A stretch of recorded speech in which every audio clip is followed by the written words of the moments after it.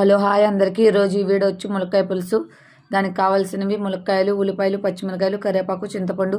ఒక గిన్నె పెట్టుకుని ఆ గిన్నెలో ఆయిల్ పోసుకుని ఆయిల్ బాగా మరిగిన తర్వాత ఉల్లిపాయలు, పచ్చిమిరకాయలు, కరివేపాకు, కొద్దిగా పసుపు, కొద్దిగా ఉప్పు వేసుకుని బాగా కలుపుకోవాలి. ఇదంతా బాగా మిక్స్ అయిన తర్వాత ఇవి మగ్గేంత వరకు ఉంచుకోవాలి. ఇవి మగ్గిన తర్వాత బాగా కలుపుకుని ఇందులోనే ములక్కాయలు వేసుకొని బాగా కలుపుకోవాలి.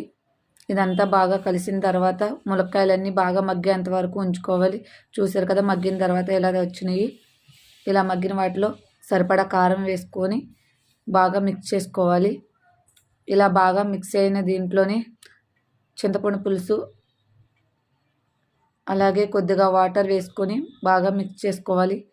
బాగా మిక్స్ అయిన తర్వాత చింతపండు పులుసు ములక్కాయలు పట్టేంత వరకు బాగా మగ్గనివ్వాలి. ఇలా బాగా మగ్గిన తర్వాత స్టవ్ ఆఫ్ చేసుకోవాలి. చూసారు కదా ములక్కాయ కర్రీ తయారైపోయింది.